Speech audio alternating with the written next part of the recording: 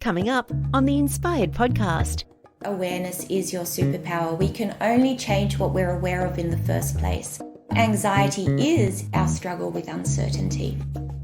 Welcome to the Inspired podcast by Gentech. Hi, my name is Nick Jones and I'm so excited to present the Inspired podcast. This podcast is my chance to give back and help people maximize their potential. We've all had so many ups and downs in the last couple of years, and there are very few of us that have come through unaffected. In today's episode, our fifth, we go inside our heads and talk about mental health with Dr Jodie Lowinger. Jodie is a best-selling author and creator of the Mind Strength Method. Jodie is in high demand as a global keynote speaker and high-performance and mindset coach to CEOs, executives, and even Olympic-level athletes. She works with top-tier corporations and has worked and trained at Harvard. She is a leading expert in building a high-performance mindset, overcoming fear and anxiety, and unlocking human potential. She's also in demand as a media commentator for TV, radio, digital, and print. I start by asking Jodie why she got into psychology. I've always been fascinated by the drivers of human behavior. I was born into an environment of anxiety. My mum was born in Eastern Europe in World War II, so she was born into trauma. Yes. And she was separated from her parents at a very young age and hidden in barns and just completely separated. And so in a world of trauma is what was her early years. And so my mum has always been very anxious. And when you have a mum who was born into trauma, it sets up a challenge. And I suppose from the very beginning, I was a parent to my parent, particularly a parent to my mum. And so a real understanding and empathy for anxiety evolved out of that. Wow. And, you know, at the same time, a very warm, very loving home environment and just an affiliation with the challenges that can come about when you experience anxiety, when you experience low mood, and the complexities around trauma. So right from the beginning, there was something that I could very much relate to. And then I did my undergraduate studies in psychology and absolutely loved it, but I had an intention of going into clinical psychology, but was poached out of undergrad, did very well in undergrad, but ended up in corporate. So did many years in management consulting and leadership development and change management, but a real passion for learning about the drivers of high performance in that context. And then subsequent to that, did a Doctor of Clinical Psychology, worked and trained at Harvard, and developed specialized expertise and doctoral research in anxiety. Wow, that's an amazing resume. Like to go from your childhood and know that that's what you were passionate about, to straight into uni, to straight out into the workforce practicing what you'd learned. How did Harvard come about and what was that like? It was absolutely brilliant, you know, surrounded by genius minds, leading edge practice. And so that journey was incredible because blending my corporate experience from PwC, Macquarie Bank, all sorts of change management experience with the Doctor of Clinical Psychology and the postgraduate research and training in anxiety led to these dual areas of passion for me.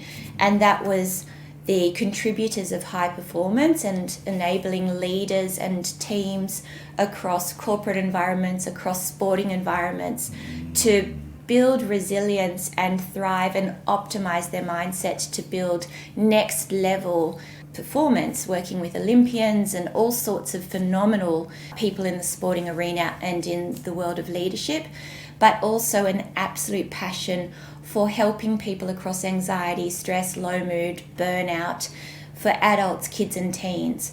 So I set up two businesses. One in the clinical realm is the anxiety clinic, where we're helping everybody. And it was very important for me to set up a business that creates an environment for men, women, kids and teens equally to embrace strategies that help them, with the key message to not suffer in silence, because you are worth it. You are worth seeking out the help that you need. And in the corporate and education and sporting area, I set up Mind Strength, which was a high performance consultancy. Through the work that I've done in these two areas, over decades of experience at the coalface, helping hundreds of thousands of people, I developed my own methodology, which is the Mind Strength method, which is enabling people to master their mindset and build the skills to thrive professionally and personally. How different is it that you're working with the anxiety challenges of young people as opposed to these really high performers? But I'm getting a sense that there's a connection there, and there's some strategies in the Mind Strength method that apply to all people. 100%, and I love what you're saying there, because it is about recognizing we're all in this together. You know, we are actually very primitive. Absolutely. You know, living in this cyber reality, aren't we? 100%. We're biological beings living in a technologically driven, fast-paced world. And wow. So our brain hasn't quite caught up. And wow, thank you. yeah, so, but the beauty is everything that I do is about hopefulness, positivity, and empowerment to help people to recognize that with the right practical strategies, you can build high performance and thrive. So, and it's all one and the same. So whether we call it anxiety or whether we just call it being human in this chaotic world that we exist in, the toolkit is the same. Whether you are a 5-year-old or a 95-year-old, whether you are a corporate leader or an Olympian, or a parent just wanting to know how to cope with the challenges that you're experiencing with your kids and teens, the Mind Strength method really does cater to everybody. Something you said originally was, we're in this together, but to talk about your anxieties because you are worth it. I think that's a really powerful message. Yes. Let's dig into that and unpack that a bit if we can. So let's say I'm somebody that is really struggling with anxiety. I don't know my place in the world. I'm worried about the future, especially in these times, Jodie. There's been so much, and there is so much uncertainty. Yes. And I'm assuming that anxiety in the last couple of years is at an all-time high in our communities because we're so uncertain about what the future's going to hold economically, and that's going to impact our family and the stresses within our family and all the things we've been through. Yes. Anxiety, can you explain to us what is it? Yes. What causes it? And this is an open-ended question, what we can do about some basics of what we can do to handle our anxieties. Yeah, absolutely. And, you brought it to the fundamental, which is our struggle with uncertainty. And, I'm doing in this beautiful digital world, as a keynote speaker now, I'm talking to organizations and community groups around the world, both nationally and internationally, talking to this exact point about how to build resilience and thriving high performance in uncertainty and change. Wow. And so what anxiety is actually our struggle with uncertainty. It is our physiological reaction to perceived threat in our environment, and the fundamental threat that we experience as human beings is the challenge of uncertainty. Yes. So whether it's, am I going to earn enough money to put food on the table, or is the pandemic going to threaten the livelihood of my loved ones or my capacity to earn a living, or am I going to succeed, or are they going to judge me negatively? All of these are what I call worry stories, right? Yes. The content is different, but ultimately, when you can take it to a deeper level, it is our struggle with uncertainty. And what we do is we don't sit comfortably with uncertainty because we are wired to want to be able to predict our environment in order to be able to protect from predators, from threats, right? Yes. And so it's our primitive instinct to want to be able to control our environment. Is it really? That's our primitive instinct. Yeah. Because I guess we used to work on the seasons, so we'd understand the seasons, and when the livestock would come through, which we were going to be able to eat, and what seasons we'd have the berries and the fruits. Correct. So there would have been a lot of predictability when we used to live off the land. 100%. Our world was much more predictable, much more simple. And when we think about our neuroscience, the way our brain is wired, we are wired to fight, or we are wired to run. Yes. Right? What about freeze? Does freeze come into it? I've heard freeze comes into it, of course. You know, if I'm a lizard and I see an eagle, flying, that's where it comes into it, right? Yes. I'll freeze because that is a survival instinct that I'm pre-programmed to do, and so we leverage what the toolkit is that our brain is wired to provide, and that is fight or flight. Yes. So what happens is the challenge with our brain is that we aren't so great at differentiating between perceived threat or a worry story, such as, am I going to be able to earn enough money to put food on the table, and real threat, such as, is that tiger going to be around the corner when I leave my cave, They're both real, aren't they? They're both real to us, whether it's in our mind or whether it's in our physical 5 senses, our sight. Exactly right. Yes. Exactly. So the Mind Strength method provides a practical toolkit to enable us to make friends with uncertainty, to build acceptance around the world that we exist in, which is an ever-increasing uncertain world. We have pandemic uncertainty, we have climate uncertainty, we have geopolitical instability, right? We have artificial intelligence and creating a whole heap of uncertainty. So population and resources and how that's going to affect. Exactly. And if you're talking about people who are just wanting to kick the shit out of their personal world and just create their high performance goals in a really comfortable environment, and all we want is predictability and control of that, right? Yes. Individuals just wanting to build out their business, if you're a personal trainer, or if you're a whatever you are, if you're a tradie and you just want to be able to live your life and to have this certainty and control. And so there's been an overwhelm of anxiety because of this enormity of uncertainty that's taking over in our lives, especially that's why COVID led to next level anxiety and stress, because our world was thrown into chaos. So the beauty is when we can build awareness around our fight or flight driven thoughts. So what is the worry story? Can you label that story? Can you get some distance from that story? Can you start to notice worry as an unhelpful mental process? That is step one of the Mind Strength method.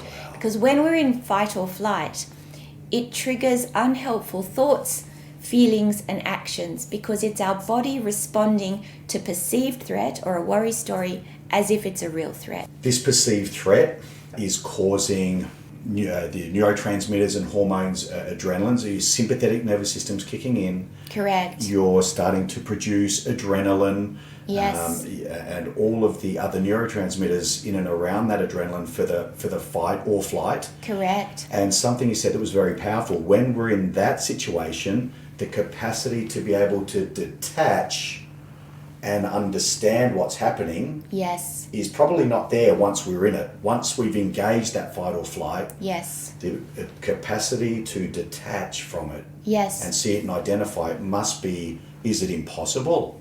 Mindfulness is core to the Mind Strength method. It is the power to build present moment awareness and to enable us to observe and allow our internal and external experiences to just be.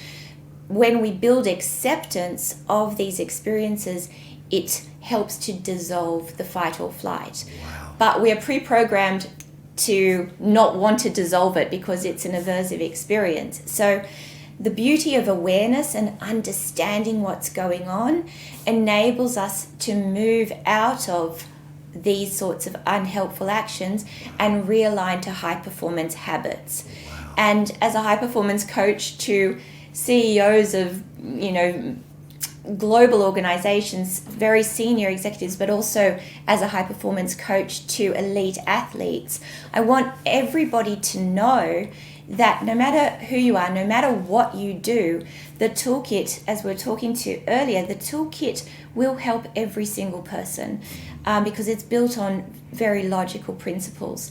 So what the Mind Strength method allows you to do is to learn how to move out of one, which is unhelpful, into helpful, which is that what that toolkit will enable you to do. The helpful, what we want to realign to, is our heart-driven actions or our strategically driven actions. So we want to differentiate between, let's say, the push away from stuffing up or fear of not being good enough, as an example, to realign to our heart-driven actions, that heart-driven pull towards whatever is your values in life, your mission in life.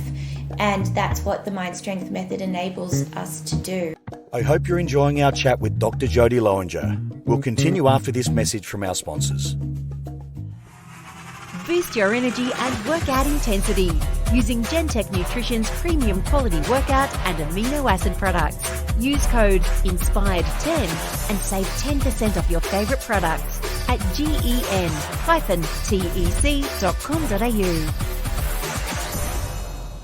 Welcome back to Inspired and our chat with Dr. Jodie Lowinger. I asked Jodie, how do we get in touch with our heart-driven actions? And what is the role of awareness in becoming self-actualized? Awareness is your superpower. So in the Mind Strength method, it is allowing us to bring it back to those foundations of what gives you a sense of meaning. What are your values? And I've got values exercises and values cards and all sorts. And in the book, in the Mind Strength method, there's a whole lot of tools in there. On your website also, there's the values cards. Yes. Absolutely. So it is about recognizing awareness is your superpower. We can only change what we're aware of in the first place. And so it's, in essence, awareness of what not to do and awareness of what to do, And then step 4 of the Mind Strength method is a whole well-being toolkit, and it's a well-being and mood-boosting toolkit to enable these strategies to be sustainable over the long term. So to enable resilience and high performance in your professional and your personal life over the long term. Can you give us an exercise or a tip to help people develop mindful awareness? Yeah. Not just living in their head and replaying the stories and the tapes that they've been telling themselves for years. Yes. To have that first breakthrough and then to Yes. practice this awareness, present awareness. Can you give us just one tip while we're going here? Yeah, 100%. On how we develop it? So we develop it by learning the stories that worry tells us and recognizing worry as a mental process. So that's what we want to get really more proficient at, is building awareness around when worry is bossing you around. So can you conceptualize it like a bully bossing you around, which enables us to get a little bit of distance from it. Wow. Some of the exercises, and I certainly cover it in the book, in the Mind Strength method, is learning that worry is a futile mental process. We worry not because we're silly, right? We all worry, but we worry because we're trying to help ourselves. But when we can learn that worry has the opposite effect of its intended purpose, it actually makes things worse rather than makes things better, you can allow yourself to recognize when worry's taking hold and get some distance, because we've learned that mental process is actually not helping us. But what we want to do is leverage the power of the breath. When we get hooked into worry, because it is hard, it takes over this part of our brain called the amygdala, which tips us into the sympathetic nervous system, tips us into fight or flight, and we get a whole lot of physiological consequences of that. It's as simple as recognizing the superpower of the breath, and it's nothing fancy. There's so many different forms of breathing out there. Yes. I like to keep everything super simple. Beautiful. So do we. Awesome. Just a long, slow out breath. Wow. Just a long, slow out breath. You can visualize, cooling down a cup of tea or a cup of coffee or whatever it might be, but it's through pursed lips, as if you were cooling down a cup of coffee. Long, slow out breath through pursed lips, build in a pause, and then do nothing with your in-breath. Yes. Just let your lungs fill up naturally, right?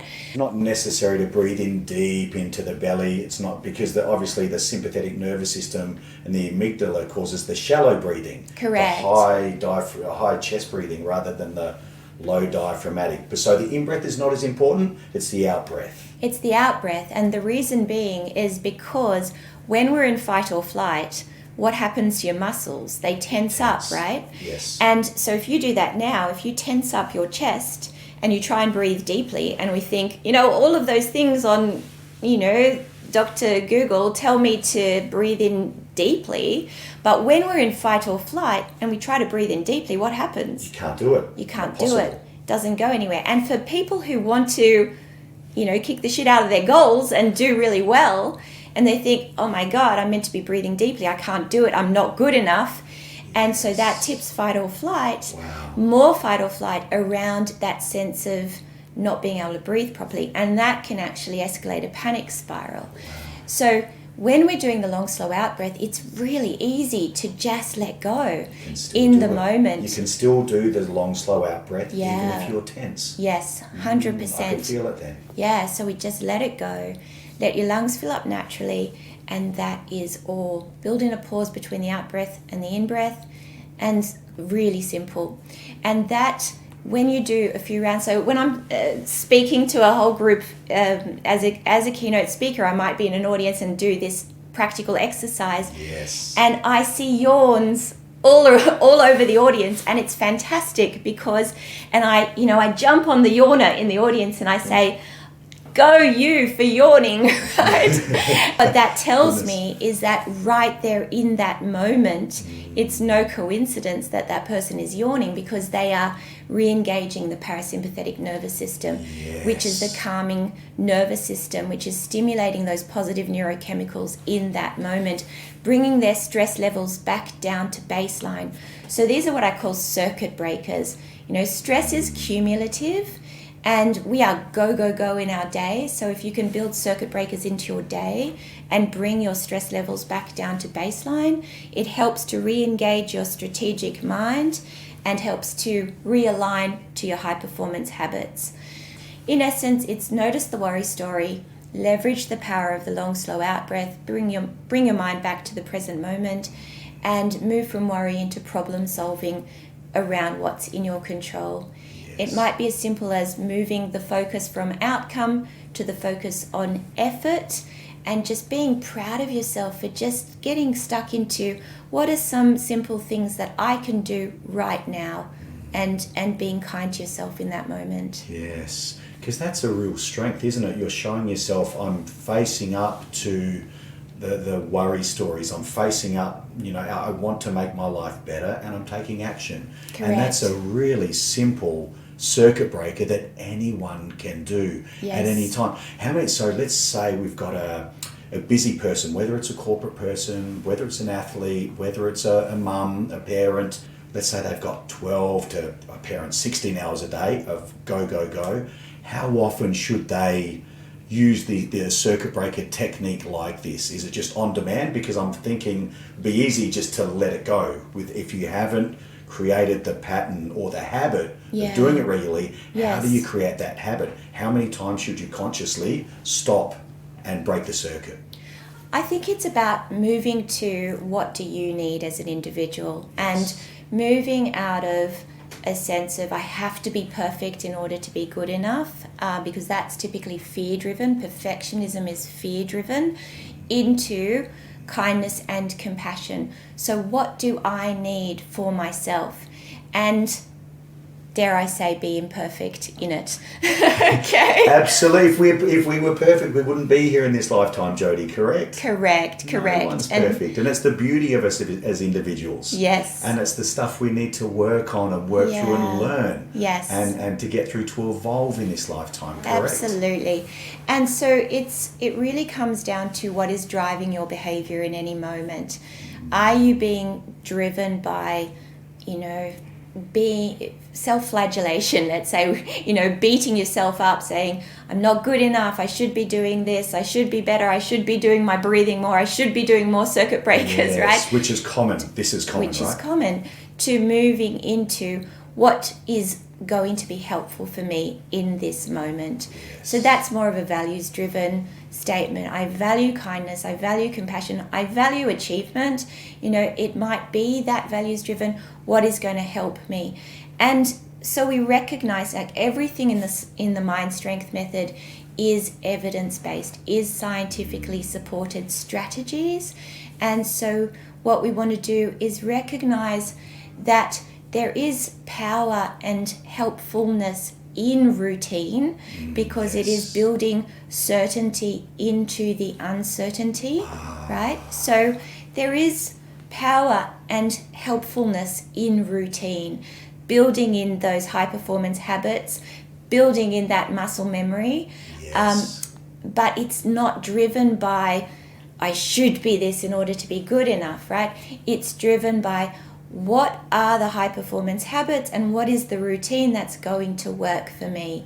Yes. That's going to stimulate a whole different body of neurochemicals to facilitate high performance, mental health and well-being in your day-to-day life. That is such a massive shift, and to be able to garner and gather these tools in the Mind Strength Method book, it's phenomenal, because this is a huge leap from coming from this place of anxiety to creating these helpful habits daily, Yes. to be able to live so well in an empowered state. Yes. So this is why routines are so important. As a bodybuilder, I'm a former champion bodybuilder, and it's something that bodybuilding training gave me at a young age.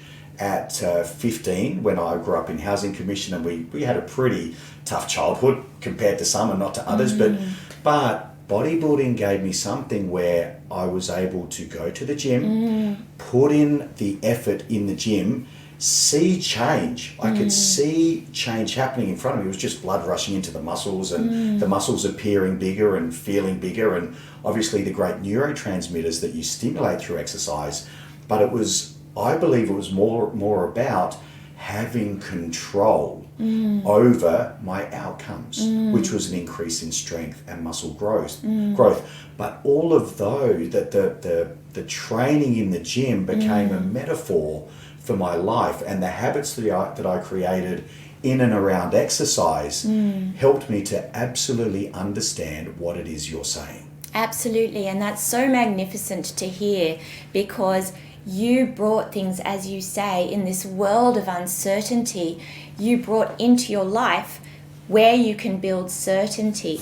And the power of exercise and movement is next level. If we think about the science that underpins this, it's one of the most important things you can do, is recognizing the mind-body connection and the positive neurochemicals that come from exercise. And I talk about movement because really we want to say, what is it? What is the form of movement or exercise that works best for you to stimulate that dopamine and those positive neurochemicals?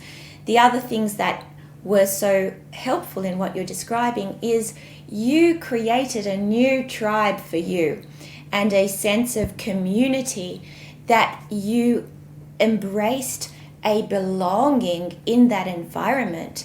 So that is, if we talk about the Mind Strength Method and all of the things that come together for our capacity for well-being and thriving high performance, we are tribes. We crave community.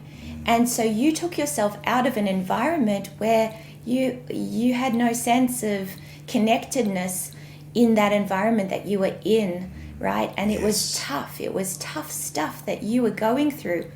You had the magnificent resilience to say, this is not my story. I'm going to create a new story, and I'm going to build a new community. I'm going to build new connections.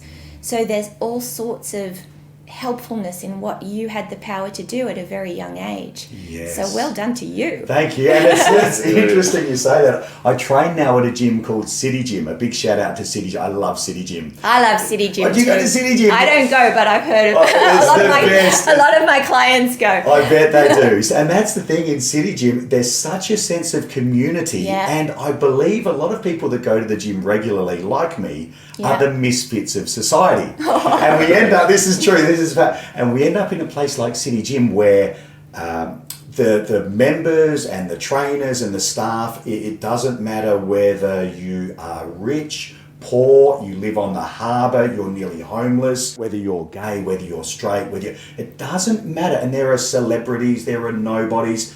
Once you put your gym gear on, everyone is equal. I'm Dr. Jodie, and you're listening to the Inspired Podcast.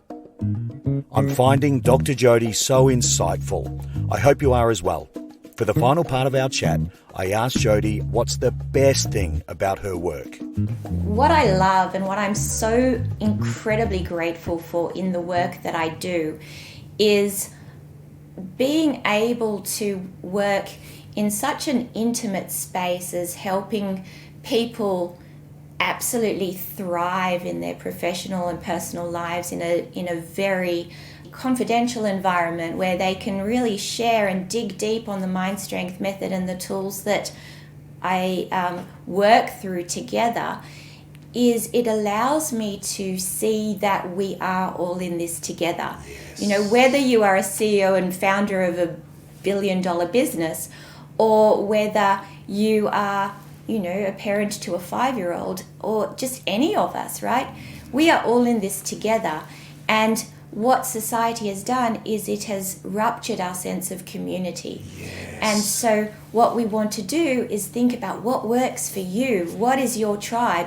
What are your values, right? And where can you build connectedness in your life? Challenge in society is we build a sense of I need to be perfect in order to be good enough. And there is a stigma around... Dangerous, isn't it? It's dangerous because there is a stigma around emotion, meaning I'm not good enough. And so what can happen is we have this experience called distress intolerance. And distress intolerance says I'm feeling an unpleasant emotion, so I need to shut it down. And what that leads to, and that's a flight behavior, let's say when we're talking about fight or flight, it leads to our attempt to numb big emotions.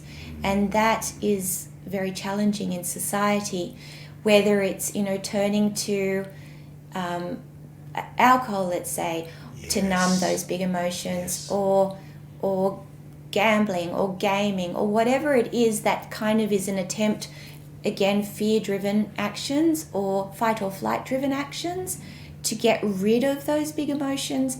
And the most extreme representation of this is suicide. That's the most extreme representation of our attempt to numb big emotions. And in Australia, we have 9 people taking their lives every day to suicide. And 75% of these individuals are men. So, you know, and I do a lot of work in this space, helping people to recognize that it truly is okay to not be okay. And not only is it okay, but it is human to not be okay. It's human to experience emotion. When someone is at this deep state of depression, they do feel alone. Correct. So when you say we're all in this together, you're not alone. You're not alone. This is the truth, because so many people, 9 people a day committing suicide going through this, they feel completely alone. They feel no connectedness, but they're not alone. 100%. And, you know, when an individual is experiencing low mood or depression, depression is the biggest bully there is. Yes. I talk about this in the book. Depression says, I talk about the 3 Ps in the book. It's personal, so you're not good enough. It's pervasive, nothing is good enough, and it's permanent. It will never be good enough. And so depression says you're not worth it. Don't bother connecting. Don't bother reaching out for help.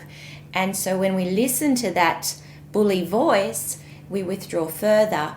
But it's the opposite of what we require as human beings. Wow. Recognize that emotions do not mean you're weak. Emotions do not mean that you're good enough. Emotions are just part of what we experience as human beings. And the most important thing you can do is reach out to somebody, anybody, and connect, because you are absolutely worth it. And as a person who works with phenomenal human beings, but a person as an anxiety expert, there is a superpower to anxiety. It brings with it the most amazing human beings on this planet, because it is that protective instinct at play. So for those of you who experience anxiety, it is the opposite of weakness. It is your fundamental strength. It just says that you are a caring, kind human being who wants to make sure everything and everyone is safe and well. So be kind to yourself. Move from fight or flight into high performance habits, which is ultimately doing things that work for you. Yes. Key message: do not suffer in silence. Seek out the help that you need. Absolutely, because if you do get down the track, and God forbid it's ever suicide, your loved ones will say, if only he had have talked to me, if only he had have reached out. So the pain and anguish they go through, Yes, because you didn't reach out to them, they want to help you. absolutely. They want to help you. And sometimes, because I'm sensitive to this as well, I will help a total stranger that asks for help. Absolutely. So if you're feeling this way, reach out to Correct. someone, anyone. Because you're not alone. 100%, because that is the step that will break this spiral and will be what you need. And for those of you who have people who you feel are perhaps behaving out of character, or they're a little bit down, or whatever it might be, or perhaps it's a short fuse to agitation. You know, there are many faces to anxiety. There are many faces to low mood and depression. Fight or flight might come across as short fuse to agitation. Ask the question, are you okay? What can I do to help? Let's work through this together, because you certainly could be saving a life in that very moment. Dr. Jodie, there's so much there.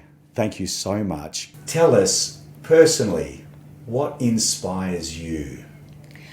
What inspires me is deep heart-driven action.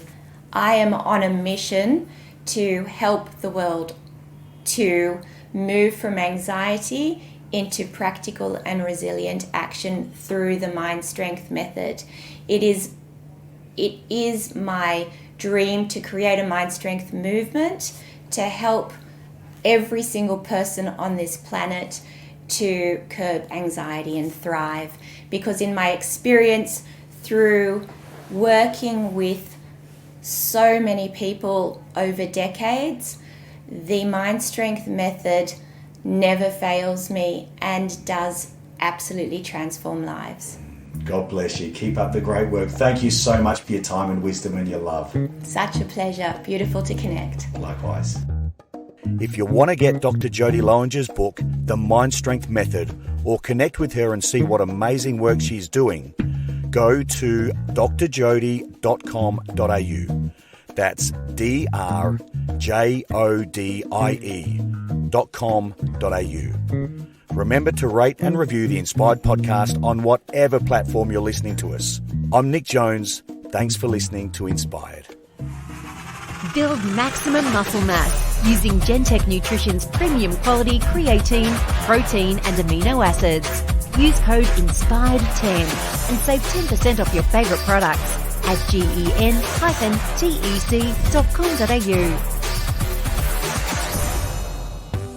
This podcast has been produced by etals.com.au.